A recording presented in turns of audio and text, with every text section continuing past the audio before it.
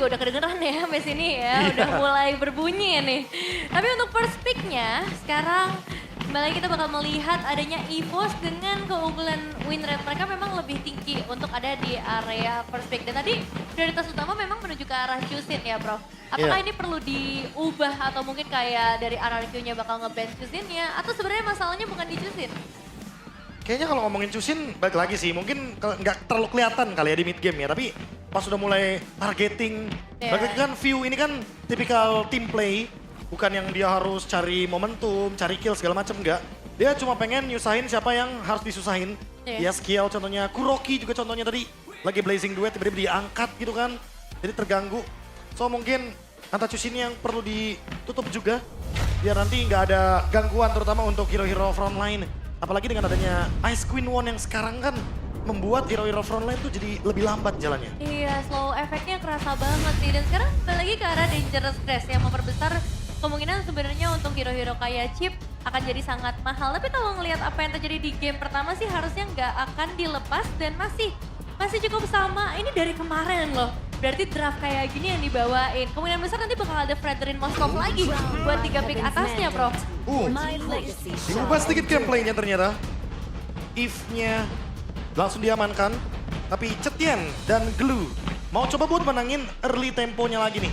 Karena kita sering lihat nih kalau kita ngomongin soal Glue dan juga keadaan dari Cetian, biasanya laningnya jadi lebih superior. Iya, laning ya. Itu jadi satu peran yang penting banget buat di arah early game terutama. Karena kalau laningnya menang, rotasi juga jadi bakal lebih mudah. Dan jadi pertanyaan buat EVOS mau menggunakan draft yang sama lagi kah setelah 2 hari berturut-turut ada Fredrin dan Moskov yang masih potensial buat mereka. Wow. Ya skill digunain Zetian. Hero yang sedikit less of moving. Lack of moving space Profesor KB. Oke. Yang kita tahu skill memang positioningnya bagus banget. Ya dia kan dulu pertama kali muncul juga dengan nickname Sin dengan bermain Farsia kan positioning lagi. Ya tapi kali ini dengan kondisi seperti ini melawan Chusin. Laning oke. Kita ngomongin laning. Iya laning apalagi dibandingnya sama Glue kan. Cuma kalau aku mungkin di sini ngomongin combo sih. Di sini Cloud-nya bakal combo bareng sama Fury of the Phoenix dari Cetian. Iya. Jadi mungkin akan ada tambahan efek stun lagi berbeda dengan game 1. Di mana game 1 sangat mengandalkan reward manipulation. Kalau ternyata nggak ada combo dari reward manipulation dan juga Blazing Duet, nggak bakal maksimal. Sekarang mungkin bisa maksimal karena kita tahu sendiri ada efek stun. Dan ini global presensinya. Bisa open map juga. Iya, kayak perubahannya tuh sebenarnya nggak banyak secara draft, tapi perubahan yang dilakukan benar-benar on point sih menurutku. Dan itu yang mereka butuhkan. Kalau di game pertama aja RQ udah bisa menangin early game-nya, ini potensial buat mereka jadi semakin terbuka lagi. Nah, sekarang masalahnya dari segi banning-nya dulu, apa yang sebenarnya akan ditutup? Karena Unload ini udah pasti akan masuk dalam list banning, seperti yang udah kita bahas tadi. Dan yang kedua, ada potensial menurutku Khalid, sesuai dengan apa yang mereka bawakan di game sebelumnya. Cuma melepaskan Alice tetap. Karena memang kalau kita lihat Khalidnya Henki, waduh ini ada Bumil ya. Wah, super Alah. bisa. Sehat-sehat Maiden. Sehat-sehat Bumil, coba tolong dijaga ya kelakuannya ya, sabar-sabar dikit ya. Jangan ekstrim, tenang-tenang sedikit. Oh iya, gitu. iya. Oke. Baxia di band. Baxia di band, wow ini setuju banget. Ngelihat tadi potensial yang sangat bagus dari sosok Super Ken. Tapi Ya. tuker band sama Suyo. Ya early game temponya tadi kan udah sampai dipegang banget. Tapi kalau misalnya Suyo pun nggak masalah. Karena potensinya di sini, kalau tiba-tiba ada Baxia lagi, Ya. look chance-nya dia udah tahu alisnya nggak bakal sepower itu. Nah, dan ditukar juga ya buat XP lanernya nggak ke arah Yuzong lagi, melainkan Uranus.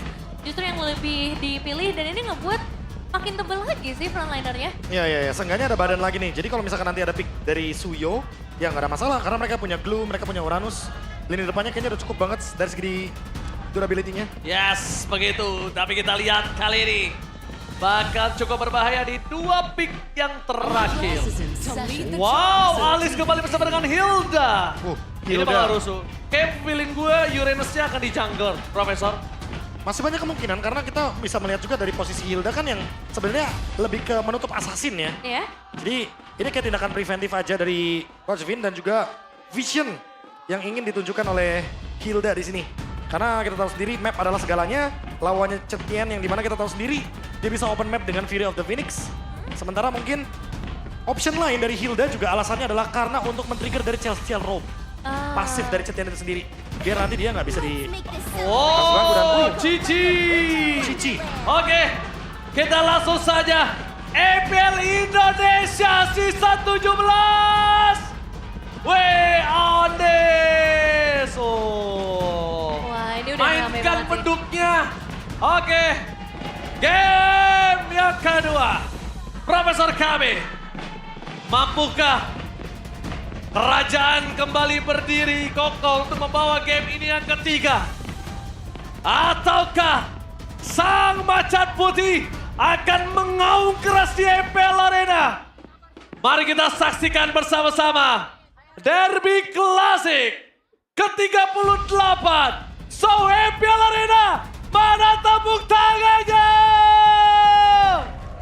Let's go to the lane of down. Oke, selamat datang di dalam Lane of Down dan kita akan melihat langsung poin yang sangat penting buat teman-teman dari RRQ karena mereka belum mendapatkan kemenangan match sama sekali dan kalau misalnya game ini lepas lagi akan semakin sulit untuk kembalikan keadaannya dan ya Uranus di area jungle yang dibawakan menurutku ini sangat menjawab draft yang dibawakan sama EVOS karena akhirnya damage dealernya ini kan tipis banget ya, hanya mengandalkan ke arah Erlan aja. Makanya posisi dari Erlan menjadi sangat penting dengan kondisi ada banyak yang harus bisa menjadi target dari Erlan sendiri, bro. Ya ini lagi ya, gangguan dari Cici melawan Elis. Dan Ki udah mulai masuk-masuk ke area jungle karena emang tujuannya adalah untuk memperlama Super Ken dalam melakukan farm. Yap, dari Super Ken-nya yang bakal diganggu terlebih dahulu karena itu nanti efeknya juga bakal cukup besar. Bahkan untuk Albert yang pengen bermain sedikit lebih agresif melakukan stealing ke arah beberapa monster jungle yang possible untuk dijangkau. Apalagi dengan bantuan seorang Hilda ya, yang biasanya akan cukup agresif, bro. Ya karena kan tadi ada trigger retry ya dari Ki juga di area purple buff. Dia mau nggak mau pasti bakal ada sedikit ancaman. Ancam aja, nggak harus dapetin monster jungle-nya. Itu dia, harus sabar-sabar bebe. Tapi lihat di belakang sana, Idom diganggu. Tidak mau tinggal diam, Ki. Mau sama-sama bonyok kali ini. Yeheskel bisa dibilang menjadi salah satu yang bisa menanggulangi Ki ketika berada di arah lane. Tapi Ki, kalau mau dimakan, dia masih punya rumput. Ya, bawa sedikit tambahan trill juga ya untuk memperbanyak lagi dari output damage-nya biar ada bantuan lah buat Moskovnya nggak terlalu single carry banget.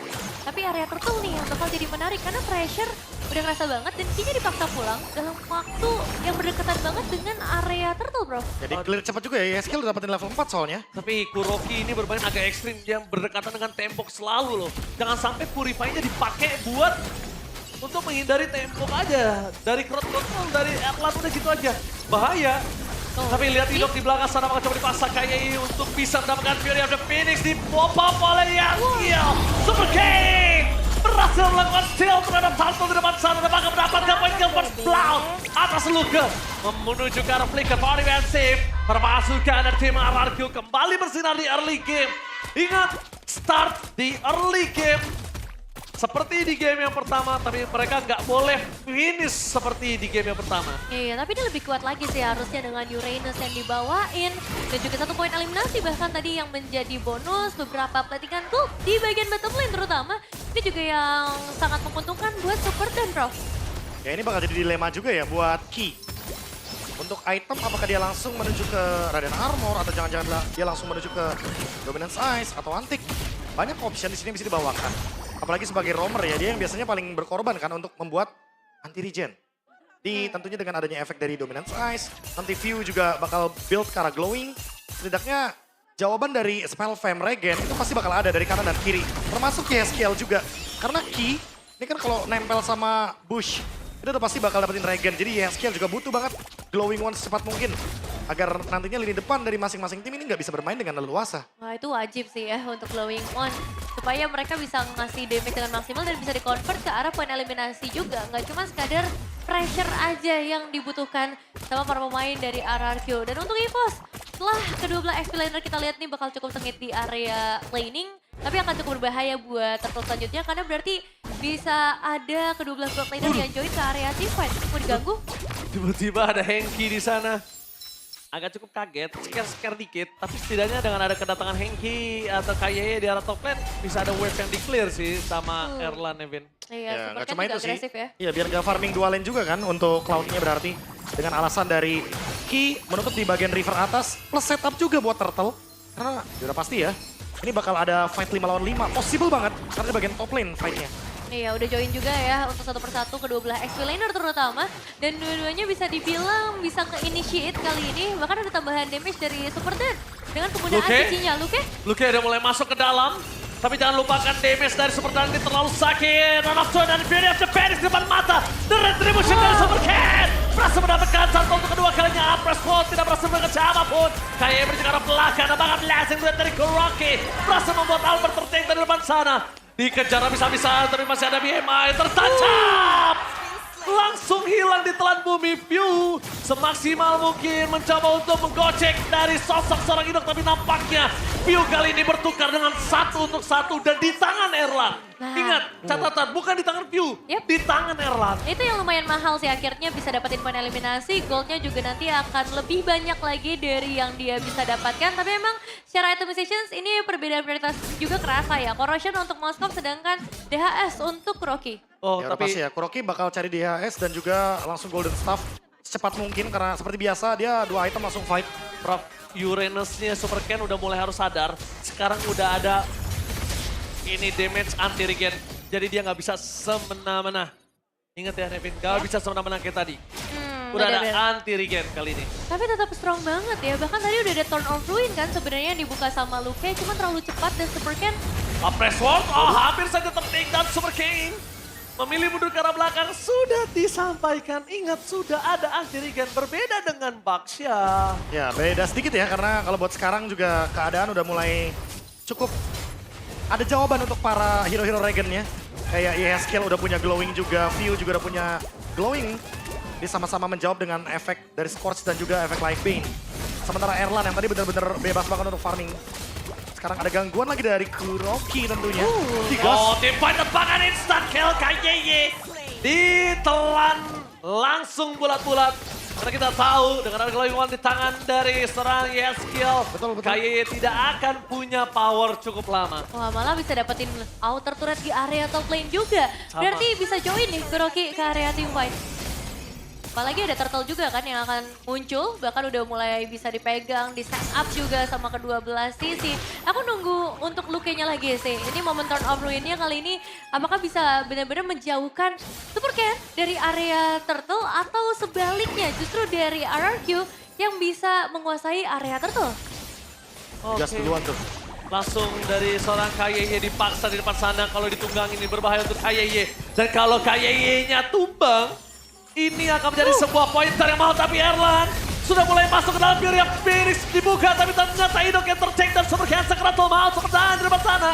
Kuroki memilih untuk sabar terlebih dahulu. Bermain dengan basic attack-nya. Karena sekalipun dia masuk dengan Blazing Wave, dia nggak bakal bisa sustain. Kuroki wise decision.